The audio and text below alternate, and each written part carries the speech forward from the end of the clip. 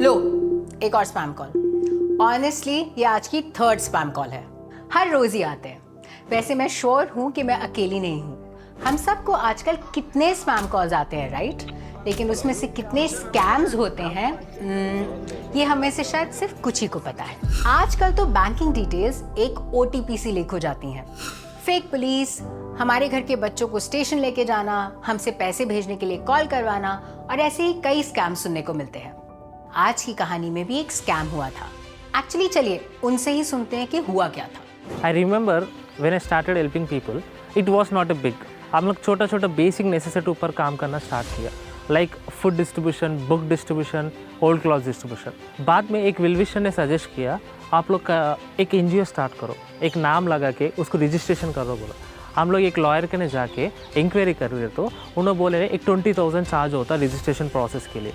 हम लोग एक टीम सब लोग बैठ के हम लोग डिस्कस किया तो एक मनी पुल किया तो एक 10,000 हुआ। बाद में दूसरे 10,000 के लिए हम लोग एक हाउस शिफ्टिंग के लिए काम करे तो और एक 10,000 मिले।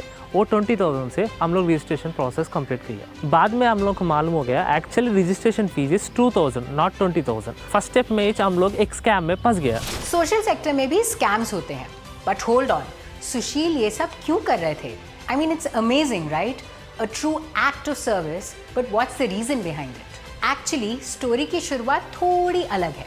सुशील बचपन से ही अपने बर्थडेज ऑर्फनेज में अपने पेरेंट्स के साथ सेलिब्रेट करते थे। वहाँ जो बच्चे उनको बर्थडे विश करते थे, उनकी खुशी में एक अलग सी पीस और हैप्पीनेस थी। कई साल तक ऑर्फनेजेस में अपने बर्थडेज मनाते हुए सुशील में एम्पैथी आई, एक सोच आई कि दूसरों की मदद करनी है। The age of 15, same mindset of friends, we gather and we share ideas and हम लोग छोटा छोटा काम करना स्टार्ट किया, like food distribution, basic necessity ऊपर। बाद में बहुत काम लो हम लोग फेल हुआ, बहुत काम हम लोग सक्सेस हुआ। फेल हुआ काम से हम लोग बहुत लेसन सीखे, वो कभी भी वो मिस्टेक्स नहीं रिपीट करना बोल के हम लोग उसके ऊपर काम किया। So in 2015 we registered as helping society foundation. We have registered NGO. तो उसके बाद what to do, what to not do, we don't know anything about that, how to proceed with that. We sat down and discussed few ideas. We finalized with the plantation drive. तो plantation drive करने के बाद, being young and inexperienced, we don't know anything about how we can do that. And we are not aware of what we are landing upon. We just brought in a random sampling plants. Wherever we could do, it didn't matter what kind of a soil or location. We did not even know what plants needed the water or what kind of a seeds we needed for the each area. The passion to do something was there, but the know-how, well, that was missing. पहले जो idea उन्होंने try किया था वो fail हो गया, पर तब उन्हें ना टाइम, ना एफर्ट्स और ना पैसे की वेस्टेज समझ आई। उनका फोकस था अगले स्टेप्स पर और उनको पता था कि अब कुछ ऐसा करना होगा जो इमीडिएट इम्पैक्ट डाल सके। हम लोगों को कौन भी सपोर्ट नहीं किया, इवन सोसाइटी सपोर्ट नहीं किया, फ्रेंड्स, रिलेटिव्स, ये बच्चे लोग क्या करते बोल के कौन भी हम लोग को सपोर्ट नहीं किया। इवन हम लोग हेल्प करने के लिए विलेज गए तो भी विलेज लोग आप लोग का एज क्या है, आप लोग का कैस्ट क्या है, आप लोग का रिलीजन क्या है, आप बच्चे लोग क्या करते बोल के हम लोग सपोर्ट नहीं किया। शुरुआत में लोगों ने सीरियसली नहीं लिया, पर जब बार बार वही चेहरे हर मोहल्ले में, हर स्कूल में दिखे, बिना थके बिना रुके लोगों का भरोसा बनने लग गया। ओल्ड प्लान्स फेल हुए तो न्यू स्ट्रैटेजी बना दी। फूड ड्राइव स्टार्ट किए, नोटबुक्स डोनेट करना शुरू किया और पुरानी नोटबुक्स कलेक्ट करके बच्चों को देना शुरू किया। We started collecting notebooks from door to door in the community. We sensed some confusion about our work and our ages also. When these 15-year students came to me for collecting old books, I thought just it was a school project, but next year again they came for collecting the old books. They have given these books to the poor and needy students, those who are really in need of them, and making a bright society and bright future for the kids. I was very impressed and moved with their activities. After some time, we realized that our process was slow, and then we started a recycling project. In this project, we involved school management, teachers and student. हम लोग का process fast हो गया और student लोगों को हम लोग को books importance and recycling importance हम लोग अवेयरनेस दिया।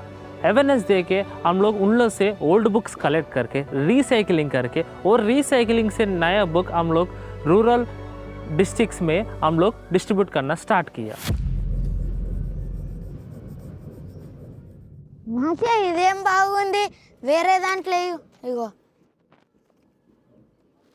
We just knew recycle was the way to go. The real breakthrough came when we realized that the outsourcing process of recycle was just too expensive.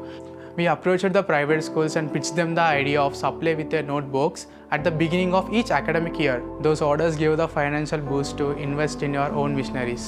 एक smart circular model बना। Schools ने notebooks order करी, ये लोग खुद manufacture करते थे और जो पैसे आते थे उससे ना सिर्फ इनका काम रेगुलेट हुआ बल्कि दूसरों की मदद भी हुई। सिंपल आइडिया था पर जीनियस मूव था। एक ही आइडिया से इम्पैक्ट और इनकम दोनों। आज हेल्पिंग सोसाइटी फाउंडेशन के पास 150 से ज्यादा लोग हैं। फुल टाइम जॉब्स के बाद भी ये लोग अपना वक्त निकालते हैं दूसरों के लिए और काम सिर्फ नोटबुक्स तक लिमिटेड नहीं है। इन्होंने काफी सारे न्यू और यूनिक आइडियाज इनिशिएट किए हैं। Education is at the heart of what we do. Through our innovative recycling book project, we are just not recycling books, but we are providing a lot of opportunities to the underprivileged students. Through our project, we are promoting sustainability, helping the environment, and also bridging the educational gap by providing a lot of educational materials to all the underprivileged students. And the beauty of it is, now we have a self-sustainable model, and through this, we would want to give more to the society. Health was also a major focus for us, especially during the crisis. When the COVID pandemic hit, we couldn't stand by. So then our organization quickly launched medical camps, especially in the rural areas. We distributed many oxygen concentrators and essential health kits to all the frontliners. From ASHA workers to sanitation staff, teachers and doctors, we made sure that they had the tools they needed to stay safe and continue serving their communities. We also provide reliefs like Kerala floods, Wayanad floods, Khammam floods, Bhadrachalam floods, Hyderabad floods. अभी सारे हम लोग Covid pandemic में भी बहुत सारे migrant workers भी help करे थे हम लोग. We are providing free freezer box services, offering dignity to the poor families in the time of loss. These are not just services, they are lifelines. As well as we give some sports kits also to the needy. Like for tribal areas who are very good in sports, we sponsor them the kits. सोचिए, एक simple notebook recycling idea और हजारों बच्चों की जिंदगी बदल गई। पर शुरुआत इजी नहीं थी। सिर्फ 20,000 का स्कैम था। अमाउंट छोटा था, लेकिन उन 15-17 साल के बच्चों के लिए वो झटका बहुत बड़ा था। सोचिए, किसी और के भले के लिए कदम उठाया और ये सब हो गया। कई लोग होते तो वहीं टूट जाते, लेकिन सुशील जी और उनके दोस्तों ने गिव अप नहीं किया, दिल से लगे रहे और वही बन गई उनकी ताकत। Ask your 15-year-old self, would you have had the guts to take this step?